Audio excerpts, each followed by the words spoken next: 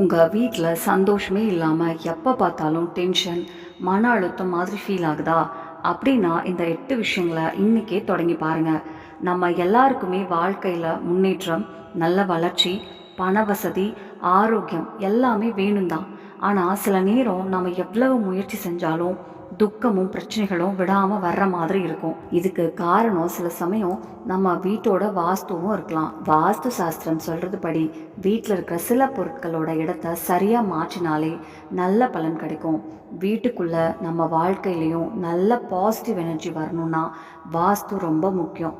அப்படின்னா வீட்டில் சந்தோஷமும் செல்வமும் பெருக எந்தெந்த வாஸ்து வழிகளை பின்பற்றணும்னு இப்போ பார்க்கலாம். அதுக்கு முன்னாடி ஒரு சின்ன விஷயம். இந்த வீடியோ உங்களுக்கு பயனுள்ளதாக இருந்தால் ஒரு லைக் போட்டுக்கோங்க. அதுதான் எங்களுக்கு பெரிய சப்போர்ட். நீங்கள் போடுற ஒரு லைக்கு கூட எங்களுக்கு இன்னும் நல்ல விஷயங்களை உங்களுக்காக கொண்டு வர்றதுக்கு உற்சாகம் தருது.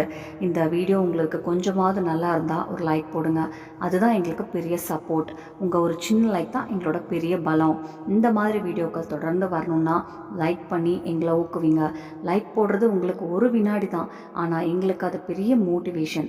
இன்னும் 30 வினாடி மட்டும் பாருங்கள். அடுத்த வரப்போகிற விஷயம் பல பேரோட வீட்டில் பிரச்சனை வர்றதுக்கு காரணமாக இருக்குது. இதை ஸ்கிப் பண்ணிட்டா தீர்வு மிஸ் ஆகிடும். வீடு நிம்மதியாக இருந்தால் வாழ்க்கையே சீராக போகும். அம்மாவோட சிரிப்பு, குடும்ப அமைதி, மனசு அமைதி, இதுதான் உண்மையான செல்வம். இந்த வீடியோ உங்களுக்கு கொஞ்சமாவது உதவியாக இருந்தால் லைக் பண்ணுங்கள். இப்படிப்பட்ட விஷயங்கள் தொடர்ந்து வர சப்ஸ்கிரைப் பண்ணுங்கள்.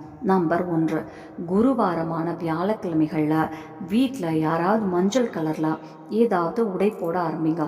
அந்த நாளில் மஞ்சள் நிற பழம் சாப்பிடுங்க.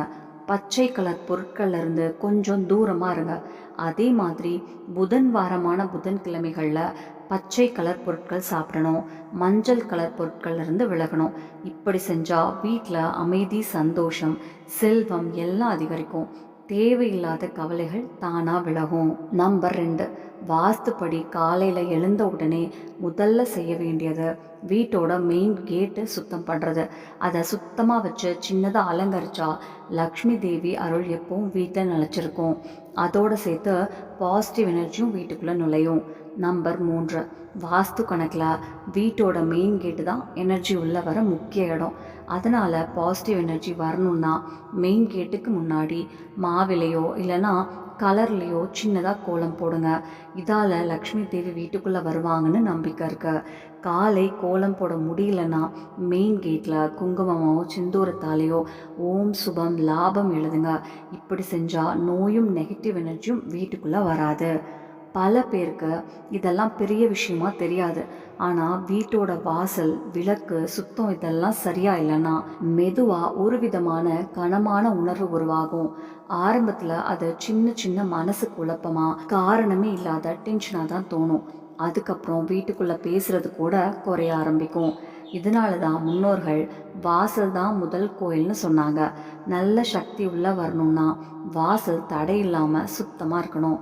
இல்லைன்னா நல்லது வர்றது பாதை தானாக மந்தமாகிடும். இதுக்கு பிறகு இன்னொரு முக்கியமான விஷயம் இருக்குது. இது ரொம்ப சிம்பிள் தான், ஆனால் பல பேர் இதை அலட்சியம் பண்ணிடுறாங்க. இந்த ஒரு விஷயம் சரியாக இருந்தாலே வீட்டோட சூழ்நிலையே மெதுவாக மாற ஆரம்பிக்கும். நம்பர் 4, சாப்பிட உட்கார்றதுக்கு முன்னாடி முடிந்த அளவுக்கு மற்றவர்களுக்கு உணவு கொடுக்கணும். அப்படி செஞ்சால் வீட்டில் உணவும் பணமும் குறையாமல் நாளுக்கு நாள் பெருகும். சாப்பாடு செய்யும்போது முதல் ரொட்டியை மாட்டுக்கு கொடுக்கலாம், ஒரு ரொட்டியை நாய்க்கு, மீன்களுக்கு உணவு, பறவைகளுக்கு தானியம், எறும்புகளுக்கு சீனி அல்லது மாவு போடலாம். எல்லாம் முடியலன்னா இந்த 5ல் ஏதாவது ஒருத்தருக்கு உணவு கொடுத்தாலே போதும். சந்தர்ப்பம் கிடைக்கும் போதெல்லாம் இதை மறக்காம செய்யுங்க. நல்லதை பகிர்ற வீட்டில் தெரியாமலே ஒரு பாதுகாப்பு வட்டம் உருவாகும். அந்த வீட்டில் பிரச்சனைகள் வந்தாலும் அது மனசை உடைக்காம கடந்து போகும். ஆனால் இதை முழுக்க அலட்சியம் பண்ணிட்டா பணம் வந்தாலும் நிலச்சிருக்காம போகும். சந்தோஷம் இருந்த மாதிரி தோணியும் தூரமாக போயிடும். இதெல்லாம் பயமுறுத்துறதுக்காக இல்லை, நம்ம வாழ்க்கை சீராக போகணும்னு முன்னோர்கள் விட்டுட்டு போன எச்சரிக்கை மாதிரி எடுத்துக்கலாம். இதுக்கு மேலே வீட்டோட மெயின் கேட்டுக்கு பக்கத்தில் துளசி செடி அல்லது மல்லிகை செடி வச்சா வீட்டில் பணவரவு அதிகரிக்கும்னு சொல்கிறாங்க. காலையில் எழுந்த இந்த செடிகளை பார்க்குறதே நல்லது. இந்து மரபில் துளசி செடி ரொம்ப புனிதமானது. பெரும்பாலான வீடுகளில் இந்த செடி இருக்கும். தினமும் பூஜை செஞ்சு நெய் தீபம் ஏற்றுவாங்க. வாஸ்துப்படி மெயின் கேட்டில் அந்த செடியோட வேறு சின்னதாக சிவப்பு துணியில் கட்டி தொங்க விட்டால் நெகட்டிவ் எனர்ஜி வீட்டுக்குள்ளே வராது. வீட்டில் இருக்கிற வாஸ்து தோஷங்களும் சரியாகும். நம்பர் 5, காலை எழுந்த உடனே வீட்டோட பெண் ஒரு சின்ன பாத்திரத்தில் தண்ணீரை மெயின் கேட்டில் ஊற்றினா லக்ஷ்மி தேவி வீட்டுக்குள்ளே வர்ற பாதை திறக்கும்னு நம்பிக்கை இருக்கு. வீட்டில் அமைதியும் சந்தோஷமும் நிலச்சிருக்கணும்னா ஒவ்வொரு அமாவாசையிலையும் வீடு முழுக்க நல்லா சுத்தம் பண்ணி தேவையில்லாத பொருட்களை குவிக்காமல் விளக்கிடுங்க. 5 அகர்பத்தி ஏற்றலாம். அதே மாதிரி காலை மாலை பூஜை ரூம்லையும் மெயின் கேட்லேயும் தீபம் ஏற்றி வைங்க. தினமும் பூஜையும் ஆரத்தியும் செய்யுங்க. நம்பர் 6, வீட்டில் சந்தோஷம் நிரம்பணும்னா லாஃபிங் புத்தா சிலை வைங்க. லாஃபிங் புத்தா சந்தோஷமும் செல்வமும் குறிக்கிற சின்னம்னு நம்புறாங்க. வாஸ்துப்படி இந்த சிலை வீட்டில் இருந்தால் அமைதியும் பொருளாதார சிக்கலும் குறையும். நம்பர் 7, சூரியன் மறைகிற நேரத்தில் அதுக்கப்புறமும் வீட்டில் ஒருபோதும் துடைப்பம் போடாதீங்க. இது வாஸ்து கணக்கில் நல்லதாக பார்க்க மாட்டாங்க. இந்த நேரத்தில் துடைப்பம் போட்டால் பண வரவு குறையும்னு லக்ஷ்மி தேவி வீட்டை விட்டு போயிடுவாங்கன்னு நம்புகிறாங்க. அதனால் சூரியன் மறையிறதுக்கு முன்னாடியே துடைப்பம் போட்டு முடிச்சுடுவது நல்லது. நம்பர் 8, கற்பூரம் இருக்கிறது. பொதுவாக கற்பூரம் பூஜை நேரத்தில் தான் எரிப்போம். ஆனால் ராத்திரி தூங்க போகிறதுக்கு முன்னாடி கொஞ்சம் நெய்யில் கற்பூரத்தை நினச்சி எரித்து அதோட புகையை வீட்டுக்குள்ளே மெதுவாக பரவ விடுங்க. இப்படி செஞ்சால் வீட்டில் அமைதி நிலச்சிருக்கும், நெகட்டிவ் எனர்ஜி வெளியேறும்னு சொல்கிறாங்க. நம்பர் 9, உப்பு. உப்பு நெகட்டிவிட்டியை குறைக்க ரொம்ப பயனுள்ளதாக சொல்லப்படுது. உப்பு ஒரு சின்ன பொட்டலமாக கட்டி வீட்டோட ஒரு மூலையில் யாரும் பார்க்காத இடத்துல வைங்க. இதால் வீட்டில் சந்தோஷம் திரும்பி வரும்னு நம்பிக்கை இருக்கு. நம்பர் 10, வீட்டோட ஈசான மூலை வாஸ்துப்படி ரொம்ப புனிதமான இடம். இந்த மூலையில் தான் தெய்வங்கள் வாசம் செய்வாங்கன்னு சொல்லுவாங்க. அதனால் இந்த இடத்த எப்பவும் லேசாகவும் சுத்தமாகவும் வச்சுக்கணும். இங்கே பூஜை அறை இருக்கிறது ரொம்ப நல்லதுன்னு நம்புகிறாங்க. வாழ்க்கையில் முன்னேற்றமும் வெற்றியும் கிடைக்க இது உதவும். நம்பர் 11, வீட்டில் காரணமே இல்லாமல் தண்ணீர் சொட்டுறது நல்ல அறிகுறி இல்லை. குழாய் டேங்க்லேருந்து தண்ணீர் சொட்டினா பணம் வீணாக போகிறதுக்கான சின்ன அறிகுறின்னு வாஸ்து சொல்கிறது. இப்படி சொட்டுற தண்ணீரை உடனே சரி பண்ணணும். வீட்டில் அமைதியும் செல்வமும் நிலச்சிருக்கணும்னா இந்த குறையை தள்ளி போடாமல் சரி பண்ணிடுங்க. அதே மாதிரி குரு கிரகம் வாழ்க்கையில் செல்வத்துக்கும் முன்னேற்றத்துக்கும் காரணமான கிரகம்னு சொல்லுவாங்க. குருவை வலுப்படுத்தணும்னா தண்ணீரில் கொஞ்சம் உப்பும் மஞ்சளும் கலந்து வீட்டை துடைச்சா வாழ்க்கையில் முன்னேற்றம் அதிகரிக்கும்னு நம்புகிறாங்க. நம்பர் 12, வீட்டில் தினமும் பூஜை பண்ணி தூபம் தீபம் காட்டினா வீட்டோட சூழ்நிலை பாசிட்டிவ் ஆகும். பூஜை செய்யும்போது கிழக்கு அல்லது வடக்கு திசையை நோக்கி இருக்கணும். சாயங்கால நேரத்தில் வீட்டோட எல்லா மூலையிலையும் விளக்கு அல்லது லைட் ஏற்றி வைங்க. இருட்டு இருந்தால் நெகட்டிவ் எனர்ஜி கூடும்னு சொல்லுவாங்க. நம்பர் 13, சாஸ்திரம் சொல்கிறது படி சாப்பாடு சமைச்சதும் முதல்ல கடவுளுக்கு படித்தா வீட்டில் உணவும் பணமும் குறையாதுன்னு நம்பிக்கை இருக்கு. அதனால் சமையல் அறைய எஞ்சிய சாப்பாடு இருக்காமல் பார்த்துக்கணும். முதல்ல கடவுளுக்கு படைத்த பிறகு நாம் சாப்பிடணும்.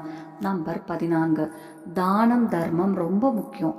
குறிப்பாக பசியில் இருக்கவங்களுக்கு அன்னதானம் கொடுத்தா அதுக்கு தனி புண்ணியம் இருக்குது. உங்களால் முடிஞ்சால் ஏழைகளுக்கும் தேவையுள்ளவங்களுக்கும் உணவு அல்லது அரிசி தானம் கொடுங்க. இது உங்களோட வாழ்க்கைக்கும் வர்ற தலைமுறைக்கும் நல்ல பலன் தரும்னு சொல்கிறாங்க. நம்பர் 15, வீட்டில் பழுதான பொருட்கள் வேலை செய்யாத மிஷின்கள் இருந்தால் அவை நெகட்டிவ் எனர்ஜியை கூட்டும்னு வாஸ்து சொல்கிறது. அதனால் உடைந்தது பழுதானது எல்லாத்தையும் சீக்கிரம் சரி பண்ணிடுங்க அல்லது மாற்றிடுங்க. வீட்டோட வடக்கு அல்லது தென்கிழக்கு திசையில் ஒரு சின்ன நீரூற்று அல்லது ஃபவுண்டைன் வச்சா செல்வம் பெருகும்னு நம்பிக்கை இருக்கு. நம்பர் 16, சில பேர் சாப்பாடு சாப்பிடும்போதே பணம் கொடுப்பது வாங்குவதுன்னு பண்ணுவாங்க.